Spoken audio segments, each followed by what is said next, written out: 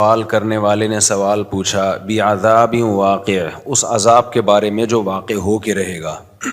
نبی صلی اللہ علیہ وسلم جب یہ بتاتے کہ یہ دنیا ختم ہوگی، یہ تو سب مانتے ہیں دنیا ختم ہوگی، لیکن اس کے بعد تمہیں اللہ کے سامنے حساب و کتاب بھی دینا ہے۔ اگر برا کرو گے تو اس کا عذاب آئے گا، اچھا کرو گے تو اس کا اچھا بدلہ ملے گا۔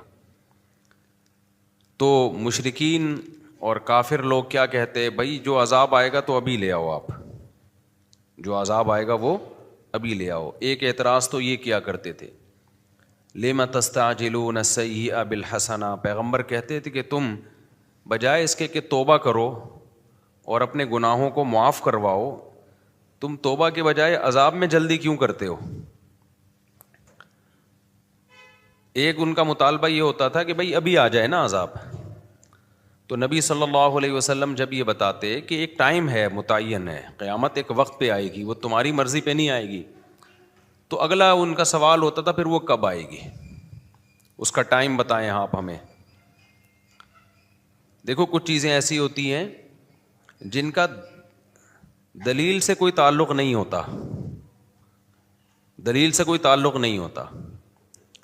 میں بار بار ایک موضوع کو بیان کرتا رہتا ہوں اکثر، کہ جو شخص بھی کوئی دعویٰ کرتا ہے نا، اس کے ذمے دلیل پیش کرنا ہوتا ہے۔ سامنے والا جس قسم کی دلیل کا مطالبہ کر رہا ہے، یہ اس کے ذمے پیش کرنا نہیں ہوتا۔ سمجھ میں آ رہی ہے بات؟ دلیل کسے کہتے ہیں؟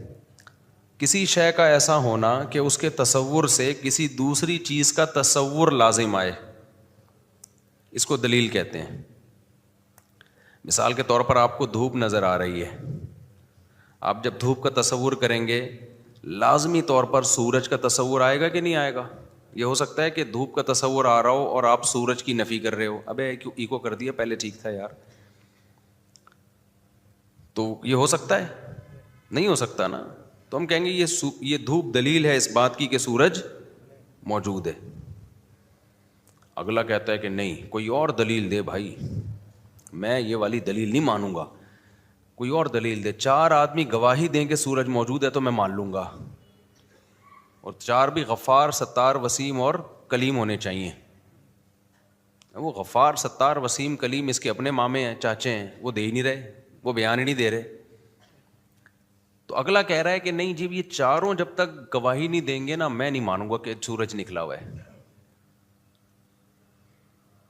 تو جو بیوقوف لوگ ہیں نا، وہ آپ پہ دباؤ ڈالیں گے، بولیں گے تو ان چار سے نکلوا لے، زبان سے، چار سے زبان سے نکلوا لے کہ سورج موجود ہے، دیکھ اس نے کہا ہے کہ یہ چاروں گواہی دیں گے تو میں مان جاؤں گا۔ اگر آپ بیوقوف ہوگے تو چاروں سے زبان سے نکلوانے کی فکر میں لگ جاؤ گے، آپ ٹائم ضائع کرنے لگ جاؤ گے۔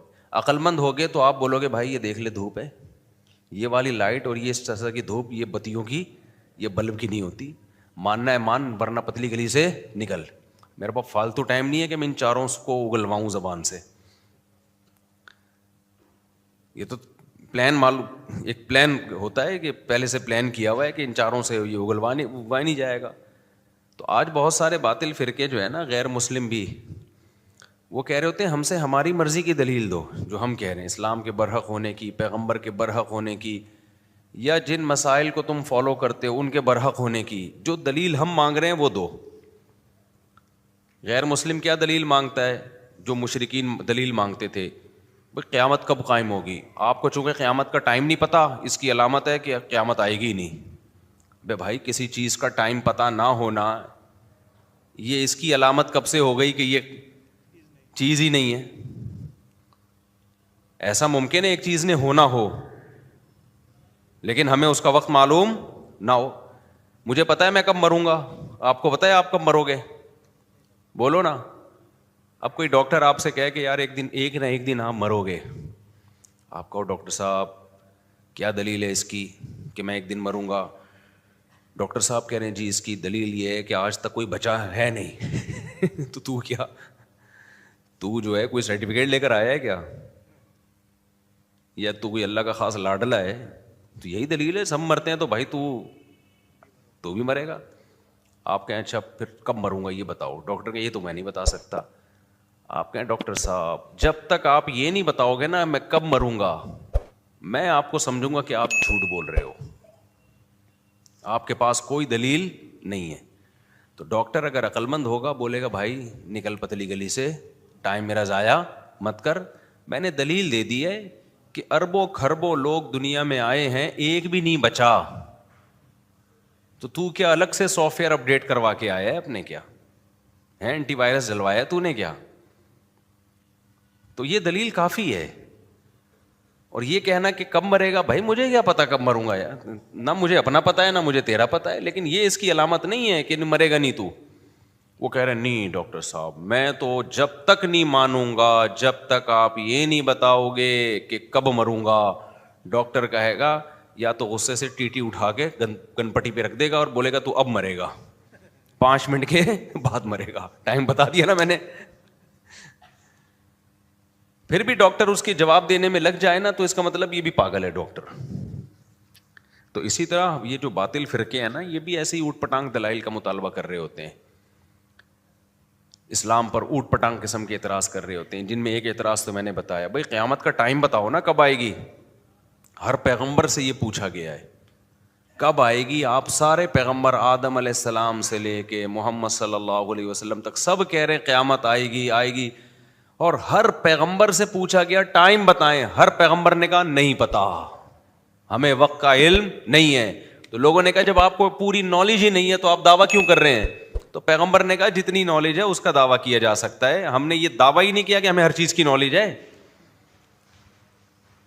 دیکھو دعویٰ یہ کیا ہوتا نا ہمیں ہر چیز کی نالج ہے, پھر ہم کہتے ہیں کہ ہمیں نہیں پتا کب آئے گی قیامت, تو دعویٰ اور دلیل آپس میں میچ نہیں کر رہے ہوتے. دعویٰ تو ہے کہ سب کچھ پتا ہے, اور جب پوچھا جاتا ہے اس دعوے کی دلیل کے طور پر سب کچھ پتا ہے تو یہ بھی بتائیں, تو وہ کہتے ہیں ہمیں نہیں پتا. تو آپ ایک طرف دعویٰ کر رہے ہو سب کچھ پتا ہے, دوسری طرف کہہ رہے ہو ہمیں نہیں پتا, تو بات غلط ہو جاتی. پیغمبروں نے یہ دعویٰ کیا ہی نہیں کہ بھائی ہمیں سب کچھ پتا ہے. پیغمبروں نے یہ کہا ہمیں جتنا پتا ہے اتنا بتا دیا, اور یہ پتا ہے کہ قیامت آئے گی, یہ اللہ نے ہمیں بتایا. ہمارے سچے ہونے کی کیا دلیل ہے کہ ہم جھوٹ نہیں بولتے؟ وہ بہت سارے دلائل ہیں, ہم نے 40 سال تمہارے پاس گزارے, اور پھر ہمارے معجزے ہیں, یہ ایسے معجزے ہیں جو شعبدے نہیں ہیں, کیونکہ جو شعبدے جن کے ہاتھوں پہ ظاہر ہوتے ہیں وہ الگ قسم کے لوگ ہوتے ہیں, جادو ٹونے والے, ان کی یہ پرسنالٹی نہیں ہوتی, ان کی یہ تعلیمات نہیں ہوتی, وہ ماں باپ کے حقوق نہیں سکھا رہے ہوتے, وہ وراثت کے خرید و فروخت کے نکاح طلاق کے احکام نہیں بتا رہے ہوتے, وہ اخلاقیات کے پیمانے متعین نہیں کر رہے ہوتے, تو وہ اللہ کی محبت لوگوں کے دلوں میں نہیں ڈال رہے ہوتے, وہ تو اپنے قریب لوگوں کو اکٹھا کر رہے ہوتے. تو اتنے سارے قرائن اور دلائل سے یہ تو ثابت ہو جاتا ہے. اور پھر پچھلی آسمانی کتابیں جن کو تم بھی مانتے ہو وہ بھی گواہی دے رہی ہیں. تو اتنی دلیل کافی ہے ہمارے اس دعوے کے سچے ہونے کے لیے. ٹائم ہمیں معلوم نہیں ہے. تو کافروں نے بھی, اب کافر لوگ اعتراض کرتے ہیں بھائی محمد صلی اللہ علیہ وسلم اللہ کے نبی ہیں تو اتنی کم عمر سے شادی کیوں کی انہوں نے؟ کسی کی عمر کا زیادہ ہونا اور اس کی زوجہ کی عمر کا کم ہونا یہ نبی نہ ہونے کی دلیل نہیں ہے, اس کا اس سے کوئی تعلق نہیں ہے. ہاں آپ اس عمل کا ظلم ہونا ثابت کر دو, پھر یہ اس کی دلیل ہے کہ جس نے یہ کام کیا وہ نبی نہیں ہے. اور ظلم کسے کہتے ہیں؟ مظلوم پکارے کہ مجھ پہ ظلم ہو رہا ہے. دنیا میں کوئی ایسا ظلم دیکھا کہ مظلوم کہے بہت اچھا ہوا میرے ساتھ ہے؟ بھائی کوئی بڑی عمر کا آدمی کم عمر سے نکاح کر رہا ہے تو ظلم اس کم عمر پہ ہو رہا ہے نا. تو حضرت عائشہ سے نبی نے نکاح کیا, امی عائشہ کی عمر 9 سال, نبی کی عمر 49-50 سال. تو معاذ اللہ یہ ظلم کس پہ ہوا؟ امی عائشہ پہ. وہ بولتی کہ غلط ہو گیا میرے ساتھ, میرے ابا نے غلط کیا. اس وقت بچی تھیں, بعد میں بول دیتی. ہم سیرت اٹھا کے دیکھتے ہیں, جن حدیث کی کتابوں میں یہ لکھا ہے کہ 9 سال کی بچی سے نکاح ہوا, لڑکی سے نکاح ہوا, انہی کتابوں میں جو حضرت عائشہ کے حالات لکھے ہیں, ایسی میاں بیوی میں محبت کی مثال اس کائنات میں ملتی نہیں ہے. تو پیغمبر سے ظلم کا صدور یہ ممکن نہیں ہے، لیکن ظلم کی ڈیفینیشن وہ نہیں ہے جو آپ کہیں اور ہم پہن لیں. ظلم کی ڈیفینیشن وہ ہے جو ساری دنیا میں متفقن علیہ ہے، جن میں سب سے پہلی شرط یہ کہ مظلوم کہے مجھ پر ظلم ہو رہا ہے، مظلوم کو اس پہ اعتراض ہو. جب مظلوم خوش ہے اس کا مطلب یہ مظلوم. دیکھو اس کی ایک مثال دوں، کھلاڑیوں کے بلے کروڑوں روپے میں بکتے ہیں، کیا خیال ہے بھائی؟ یہ جاوید میاں داد کا بلہ ہے، اس نے آخری بال پہ چھکا مارا تھا نا ایک دفعہ شارجہ میں، ہم چھوٹے تھے اس وقت. آخری بال پہ کیا مارا تھا؟ چھکا. وہ بلہ پتہ نہیں کروڑوں میں بکا ہے میرا خیال ہے. اب ایک آدمی جس کو جاوید میاں داد سے کوئی عقیدت نہیں، چھکے چوکوں سے کوئی دلچسپی نہیں ہے، اس کو کرکٹ سے بھی میرے جیسا آدمی کو کوئی دلچسپی نہیں ہے، تو وہ ایک شخص نے کروڑ روپے کا بلہ خریدا اور فریم میں گھر میں لگا دیا کہ وہ بلہ ہے، وہ بیٹ ہے جس سے شارجہ جو کپ تھا اس میں آخری بال پہ کیا لگا تھا بھائی؟ چھکا مارا تھا. تو 1 کروڑ کا میں نے خریدا ہے. میں آ گیا جی، میں نے بیان کیا، میں نے کہا جاوید میاں داد سے بڑا ظالم اس کائنات میں کوئی نہیں ہے. 50 روپے کا بلہ 1 کروڑ میں پہنا دیا ایک آدمی کو. صحیح ہے نا؟ 50 روپے کا بلہ کتنے میں پہنا دیا؟ 1 کروڑ میں پہنا دیا. لکڑی ہی ہے تو ہے، اس میں زیادہ زیادہ اچھی کوالٹی والی لکڑی ہوگی. 500 کا بلہ ہوگا، 1000 کا بلہ ہوگا، 10,000 کا بلہ ہوگا. 1 کروڑ کا 2 کروڑ کا تو کچھ بنتا ہی نہیں ہے. اور میں دلیل یہ دے رہا ہوں کہ بھائی یہ 1 کروڑ کا بلہ جاوید میاں داد نے بیچ دیا، یہ ظلم کیا اس مظلوم کے اوپر، اس بندے کے اوپر، اتنی سی چیز کو اتنا مہنگا کر کے بیچ دیا. دلیل میں یہ دے رہا ہوں کہ آج تک بلے اللہ بلے اس قیمت پہ کبھی بکے نہیں ہیں. یہ تو میاں داد کے بلے کی وجہ سے میاں داد کی بلے بلے ہو گئی ہے. میں یہ کہنا شروع کر دیا میاں داد کے تو مزے ہو گئے، اس کے تو بلے کی وجہ سے بلے بلے ہو گئی. لوگ کہہ رہے بھائی کیسے ظلم ہو گیا؟ میں مثال دے رہا ہوں بھائی، دیکھو یہ بھی بلہ ہے، مارکیٹ میں قیمت پوچھو، لوگ کہہ رہے ہیں 4,000، کوئی کہہ رہے ہیں 5,000. یار 1 کروڑ اور 4,000 میں فرق کیا؟ اندھے ہو کیا تم؟ عقیدت کی اینک لگائی ہوئی ہے تم نے. میں جتنی مرضی تقریریں کروں، عقل مند کہے گا بھائی جس پہ ظلم ہوا ہے ذرا اس سے جا کے انٹرویو لیتے ہیں. میں نا جاوید میاں داد کے خلاف تقریریں کر رہا ہوں، یہ ظالم ہے، اس نے اپنا بلہ 1 کروڑ میں پہنا دیا، یہ کر دیا، وہ کر دیا. میں گیا، ہم انٹرویو لینے والے مظلوم کے گھر پہنچ گئے. سر یہ آپ کو پہنایا گیا ہے؟ پہنانا سمجھتے ہیں نا کراچی کی اصطلاح. میں اتوار بازار گیا تھا، بکری پہن کے آنے لگا تھا، شکر ہے کسی نے بتا دیا کہ یہ ٹھیک بکری نہیں ہے. خیر، تو میں گیا، میں نے کہا بھائی یہ آپ کے ساتھ بہت زیادتی ہوئی ہے یار، یہ دیکھو یہ بلہ میں لے کر آیا ہوں، 100 روپے کا ہے، یہ 5,000 کا ہے یا 10,000 کا ہے، اسی جیسا ہے، اتنا ہی بڑا سائز ہے. جاوید میاں داد نے آپ کے ساتھ بہت ظلم کیا، 1 کروڑ کا پہنا دیا. تو مظلوم کہہ رہے بھائی جان آپ کون ہو، کہاں سے آئے ہو؟ ٹھیک ہے نا، یہ میں نے، مجھے پہنایا نہیں گیا ہے، اپنی شوق سے اپنی مرضی سے میں نے خریدا ہے، اور میرے لیے 1 کروڑ 2 کروڑ کی کوئی حیثیت نہیں ہے. اور 30 کروڑ تو ابھی لگ رہے ہیں اس کے، میں دے نہیں رہا کیونکہ تاریخی بلہ ہے، ہماری نسلوں میں چلے گا. تو کیس فوراً خارج ہو جانا چاہیے نا ایسے موقع پہ. میں کہوں یار جب یہ خوش ہے، یا تو یہ بے وقوف بنا، وہ میاں داد کا بلہ ہی نہیں تھا، وہ کوئی اور بلہ تھا میاں داد کا کہہ کے اس کو پہنا دیا. لیکن بلہ بھی میاں داد کا ہے اور اس کو بھی یقین ہے کہ اسی کا بلہ ہے. چلو اس وقت اگر اس کے ساتھ دھوکا ہوا تھا تو اب اس کو کانفیڈنس ہے کہ بھائی نہیں بالکل وہی بلہ ہے.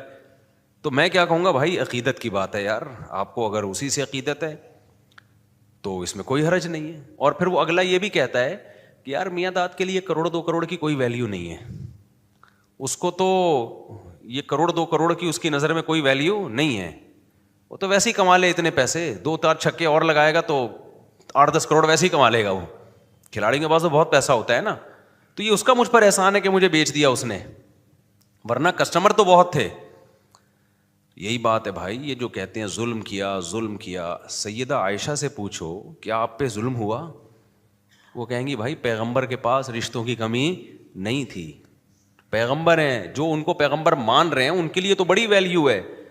جیسے جو کرکٹ کو کرکٹ مانتا ہے اور اس میں دلچسپی لیتا ہے, اس کے لیے تو 1 کروڑ بھی سستے ہیں. میرے جیسے کے لیے 50 روپے میں بھی اس کی کوئی ویلیو نہیں ہے, میرے جیسے کے لیے نہیں ہے. تو جو پیغمبر کو پیغمبر مانتے ہیں, امی عائشہ تو مانتی تھی یہ اللہ کے پیغمبر ہیں, ابو بکر تو مانتے تھے یہ اللہ کے پیغمبر ہیں, ان کے لیے تو بھائی پیغمبر کا احسان ہے کہ امی عائشہ سے نکاح کیا انہوں نے. آپ کے لیے رشتوں کی کمی بولو نہیں تھی, آپ کے لیے کون سی کمی تھی رشتوں کی, یہ تو ان کا نبی کا احسان ہے. لیکن جو پیغمبر کو پیغمبر نہیں مانتے وہ بولتے رہیں گے ظلم ہو گیا, یہ ہو گیا, فلانا ہو گیا, ڈمکانا ہو گیا.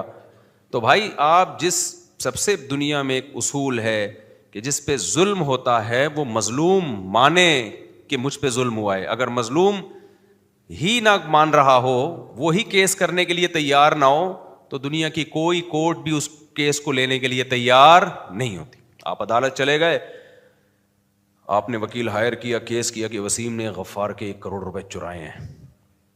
وسیم نے کیا کیا؟ غفار کے 1 کروڑ روپے چرائے ہیں. عدالت بلائے گی آپ کو, آپ وسیم ہیں کہ نہیں؟ میں وسیم تو نہیں ہوں. آپ اس کے ماموں ہو؟ نہیں بھائی میں اس کا ماموں بھی نہیں ہوں. تو وسیم نے آپ کو نمائندہ بنایا ہے؟ نہیں بھائی نمائندہ نہیں بنایا. وسیم تو وہ دوسرے محلے میں رہتا ہے, میں اس محلے میں رہتا ہوں. عدالت کہے گی تو جس کے چرائے ہیں وہ آئے نا. کیا خیال ہے بھائی؟ اب آپ گئے وسیم کے پاس, نہیں سوری غفار کے چرائے تھے نا, کس کے چرائے تھے؟ غفار کے چرائے تھے. آپ غفار کے پاس گئے, یار تمہارے پیسے وسیم نے چرائے ہیں, میں کورٹ میں کیس کر رہا ہوں, کورٹ کیس کو نکال رہی ہے. بولی غفار خود آئے نا. تو غفار کہے جب میرے پیسے وسیم نے چرائے ہیں, میں نہیں جا رہا, تو کیوں میری طرف سے بلا وجہ کا نمائندہ بنا؟ میں جانوں اور کون جانے؟ وسیم جانے. تو چھوڑ دے تو مجھے اپنے حال پہ. تو دنیا کی کوئی کورٹ بھی جس پہ ظلم ہوا ہے وہ اگر کیس نہ کرے, تو اللہ یہ کہ ریاست کے خلاف کوئی کام کیا ہو, پھر اس میں ریاست وکیل متعین کرتی ہے کسی کو. دنیا میں کوئی کورٹ بھی ایسا کیس کو نہیں لیتی. تو یہ کیسا کیس ہے غیر مسلموں کا یار, کہ ہم تمہاری کورٹ میں اپنا کیس لے کر جائیں کہ تم سید الانبیاء پہ الزام لگاؤ کہ انہوں نے 9 عمر بچی سے نکاح کیا کم عمر سے, اور ان پہ ظلم ہوا, زیادتی ہوئی, اور جس پہ ہوا ہے وہ کیس کرنے کے لیے تیار نہیں ہے, وہ فخر کر رہی ہیں. اس کا مطلب تمہارا ہیڈک ہے ہی نہیں, یہ ان کا آپس کا معاملہ ہے.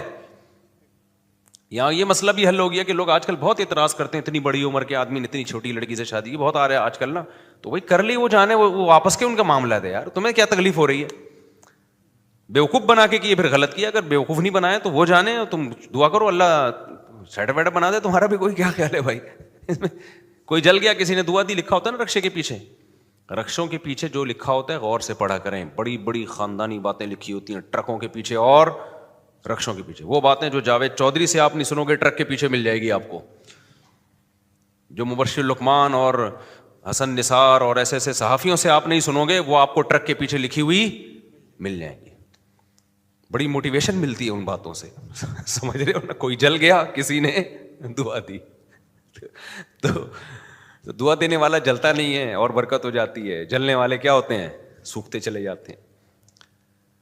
آپ نماز کے بعد مل لیں بھائی. تو مسئلہ اب کیا ہے؟ مسئلہ یہی ہے, اس سے بہت سارے مسئلے حل ہوتے ہیں, سمجھ رہے ہو. یہ جو باطل فرقے ہم سے مطالبے کرتے رہتے ہیں, میں بار بار ایک مسئلے کو چھیڑتا ہوں, اسی مناسبت سے آج چھیڑ لوں گا. اکثر ایک سوال پوچھا تھا, تو قضاء عمری کی کیا دلیل ہے اسلام میں؟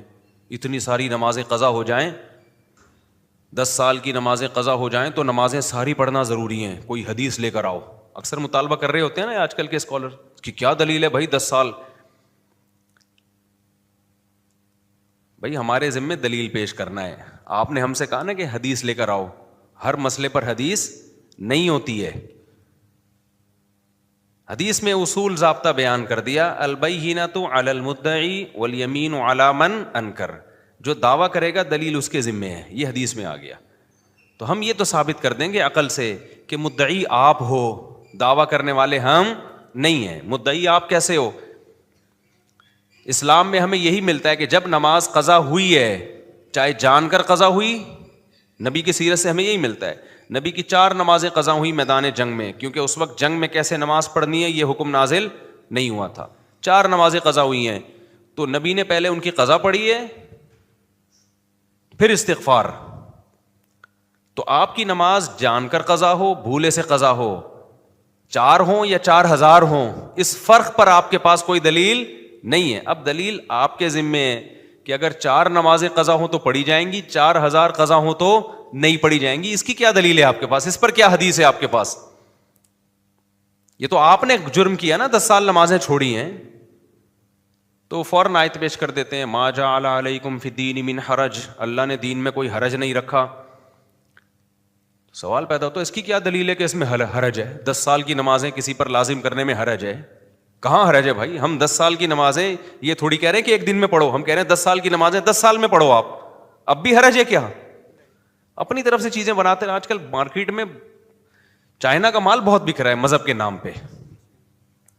تو اجماعی مسئلہ ہے یہ کہ اگر نماز قضا ہو گئی چاہے 10 سال ہو 20 سال ہو, آپ کو وہ توبہ کے ساتھ وہ قضائے عمری بھی کرنی پڑی. اجماعی مسئلہ ہے, جو اجماع کے خلاف جاتا ہے دلیل اس کے ذمے ہوتی ہے. اسی طرح عورتوں مردوں کی نماز کا فرق جو میں بتاتے رہتا ہوں, اجماعی مسائل نہیں ہے کہ عورتیں سمٹ کے نماز پڑھیں گی. اب جو اجماع کے خلاف جائے گا دلیل اس کے ذمے ہے کہ وہ پیش کرے, کہ عورت کے بارے میں الگ سے حدیث پیش کرے کہ نہیں عورت بھی مردوں کی طرح نماز پڑھے گی. جب تک حدیث نہیں ہے تو اجماع سے یہ بات ثابت ہے کہ کیسے پڑھے گی, سمٹ کے نماز پڑھے گی.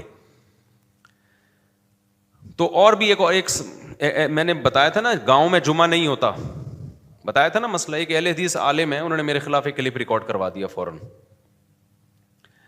میں نے اس پہ دلیل بھی دی تھی کہ گاؤں میں جمعہ نہیں ہوتا. کیوں؟ صحیح حدیثوں میں یہ مضمون ہے کہ نبی صلی اللہ علیہ وسلم کے پیچھے صحابہ کرام گاؤں دیہاتوں سے باریاں لگا کے جمعہ پڑھنے آیا کرتے تھے مدینہ میں. یہ باریاں کیوں لگاتے تھے؟ کیونکہ وہاں گاؤں میں جمعہ نہیں ہوتا. وہ جمعہ پڑھنے کے لیے نا گاؤں کے لوگ آتے تھے, اس دفعہ ان کی باری ہے, یہ جا کے وہاں جمعہ پڑھیں گے, اور اگلی دفعہ ان کی باری. ینتابونا کے الفاظ ہیں, صحیح حدیث ہے یہ کتنی بڑی دلیل ہے. حالانکہ ظہر کی نمازیں تو وہ باریاں لگا کے نہیں پڑھنے آ رہے نبی کے پیچھے, فجر کی نمازوں میں باریاں نہیں لگا رہے, عصر کی نمازوں میں باریاں ان کو پتہ ہے یہاں ہو جاتی ہے, جمعے میں باریاں لگا رہے ہیں وہ.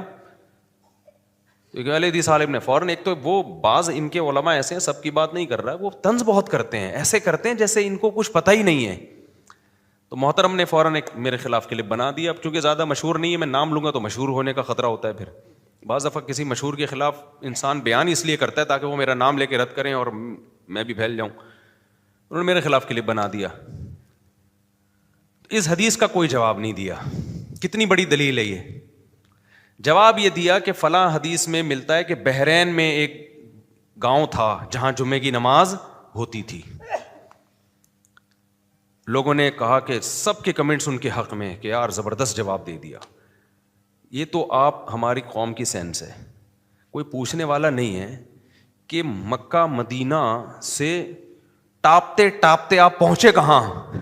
دیگر روایات سے پتہ چلتا ہے کہ وہ گاؤں نہیں تھا, قصبہ کبیرہ تھا, بہت بڑی آبادی تھی. وہ قریہ کبیرہ ہونا, یہ بڑا قصبہ, وہ بھی شہری کے حکم میں ہے. یہ تو خود اس بات کی دلیل ہے کہ اگر بحرین کے کسی گاؤں میں ہو رہا ہے اور بیچ کا کوئی گاؤں آپ کو ایکسپلین کرنے کے لیے نہیں ملا, تو یہ تو ہماری دلیل ہے, اس کی علامت ہے کہ واقعی نبی کے دور میں گاؤں میں جمعہ نہیں ہوتا تھا. لیکن لوگوں میں تبھی میں کہتا ہوں مجتہدین کو فالو کرو, مجتہدین کو. آج کل کے اسکالرس کو فالو مت کرو, بہت خلط مبحث کر دیتے ہیں یہ لوگ, دائیں بائیں بائیں سے دائیں. خیر, کون سے پرانے دکھڑے لے کے ہم بیٹھ گئے.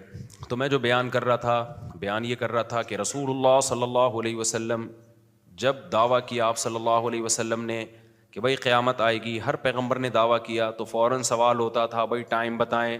پیغمبر کیا کہتے تھے؟ ہمیں ٹائم معلوم نہیں ہے. اچھا, یہ ایک عجیب بات ہے, پیغمبروں کی جب آپ جو کنورزیشن ہے نا, جو ان کی بات چیت امتیوں کے ساتھ جب آپ دیکھتے ہیں, اس میں ایک چیز ہے صاف گوئی, کلیئرٹی بہت ہے ان کے دعووں میں. ہم دوسرے پیغمبروں کو چھوڑیں, ہم سید الانبیاء کی بات کرتے ہیں. رسول اللہ صلی اللہ علیہ وسلم سے جو سوال پوچھے گئے, جن کے آپ نے جواب دیے, کہیں بھی ان دعووں میں آپ کے ٹکراؤ نہیں ہے. جو بھی 2 نمبر آدمی ہوتا ہے نا, وہ کسی ایک بات پہ ٹکتا بولو نہیں ہے, کیونکہ اس کا مقصد ہے شہرت, عزت, دولت, تو وہ پینترے بدلتا رہتا ہے. ہم سیاسی لوگوں کو دیکھ لیں نا, کل جس کے خلاف مرد آباد مرد آباد, آج اسی سے کیا کر رہے ہوتے ہیں بھائی, گلے مل رہے ہوتے ہیں. وہ کہتے ہیں یار ہمیں کرسی چاہیے, بھاڑ میں جائے, تو مرد آباد تھا, تو زندہ باد تھا. کیونکہ ان کا کوئی ویژن اور ہدف نہیں ہوتا نا, کوئی ہدف نہیں ہوتا, ویژن نہیں ہوتا. جس آدمی نے دولت کمانی ہے, دولت کمانی ہے، کتنا ہی بد اخلاق کیوں نہ ہو، ہر جگہ بدتمیزی سے بات کرے گا، لوگوں سے گالیاں دے گا اور کہے گا یار اس کے بغیر سوسائٹی میں سروائیو نہیں کر سکتے. کسٹمر کوئی بہت اچھا آ گیا، کتنی تمیز سے بات کرے گا نا، اس سے محبت سے بات کرے گا. کیوں؟ کہے گا بھائی میرا بزنس ہے، میں اگر بدتمیزی کروں گا پیسے کیا ہو جائیں گے؟ ضائع. تو وہ پالیسیاں کیا کرتا ہے؟ چینج کرتا رہے گا. اس کا ہدف کیا ہے؟ دولت. اگر ہمارے پیغمبر صلی اللہ علیہ وسلم نقل کفر نباشت سچے نبی نہ ہوتے تو پھر یقیناً یہ اس کی علامت ہی معاذ اللہ آپ نے جھوٹ بولا ہے. تو جھوٹ کیوں بولا جاتا ہے؟ پیسوں کے لیے، عزت کے لیے، شہرت کے لیے، اسی لیے بولا جاتا ہے نا. یہ کیا ہو گیا بھائی جان؟ اسی لیے بولا جاتا ہے. تو نبی صلی اللہ علیہ وسلم دعوے آپ کے چینج ہوتے، جہاں جس وقت جو موقع دیکھتے اس اپنے آپ کو اس حساب سے کیا کر لیتے؟ دعووں میں تبدیل کر لیتے. پہلے دن سے آپ نے جو دعویٰ کیا نا، موت تک آپ صلی اللہ علیہ وسلم اس دعوے پر قائم رہے. ذرا بھی اسٹریٹجی تو چینج ہوئی ہے، طریقہ کار تو چینج ہوا ہے. وہ تو کامیاب انسان کی علامت ہوتی ہے. سوسائٹی زمانے کے لحاظ سے طریقہ کار کو کیا کرے؟ چینج کرے. جہاں جنگ کرنی ہے جنگ کی جائے، جہاں سلو کرنی ہے وہاں سلو کی جائے، جہاں معاف کرنا ہے معاف کیا جائے، جہاں انتقام لینا ہے انتقام لیا جائے. دعویٰ ایک حرف بھی آپ کا شروع سے آخر تک چینج نہیں ہوا. آپ نے دعویٰ کیا کیا؟ ایک اللہ کی عبادت کرو، اللہ کے سوا کوئی عبادت کے لائق نہیں ہے. تم مر کے ختم نہیں ہو جاتے بلکہ موت کے بعد دوبارہ زندگی ہے. مشرکین نے بار بار کہا بھئی آپ یہ کر لیں آپ یہ کر لیں. فرمایا انما انا بشر مثلکم، میں تمہاری طرح کا انسان ہوں. یہ جو آپ کا دعویٰ تھا نا میں تمہاری طرح کا انسان ہوں، یہ جب کوئی 2 نمبر لوگ اس طرح کے دعوے کرتے ہیں نا، بھائی میں تو ایکچولی آپ جیسا ہوں بس، جب ان کو عزت شہرت ملتی ہے نا تو یہ دعویٰ کیا ہوتا ہے؟ پھر آہستہ آہستہ ان کا چینج ہوتا ہے. وہ فوراً کہتے ہیں بھائی اصل میں وہ تو میں نے کہہ دیا تھا میں آپ کی طرح کا انسان ہوں، لیکن ایسا ہے نہیں، میں بہت ہی کوئی الگ سی چیز ہوں. کیونکہ جب دیکھتا ہے نا لوگ آنا شروع ہو گئے تو پھر الگ قسم کے دعوے اس کے شروع. مجھے ساتھ یہ بھی ہوتا ہے، مجھے یوں بھی نظر آتا ہے، مجھے ایسے بھی نظر آتا ہے، میں یوں بھی کر سکتا ہوں، میں یہ بھی کر سکتا ہوں. ہمارے پیغمبر پہلے دن سے جس دعوے پر رہے وہ تھا انما انا بشر مثلکم، میں صرف تمہاری طرح کا انسان ہوں، تو میرے پاس کوئی طاقت نہیں ہے. لا اعلم غیب السماوات والارض، نہ میں آسمان و زمینوں کے، لا يعلم من فی السماوات والارض الغیب الا اللہ، غیب کا علم میرے پاس نہیں ہے. مشرکین بار بار آ کے پوچھتے قیامت کب آئے گی؟ آپ کہیں گے بھائی مجھے تو نہیں پتا، میرے پاس تو غیب کا علم نہیں ہے. اگر میرے پاس غیب کا علم ہوتا تو مجھے ما مسنی السوء، کبھی کوئی مصیبت ہی نہیں آتی. میں تو بھائی مصیبتیں بھی آتی ہیں،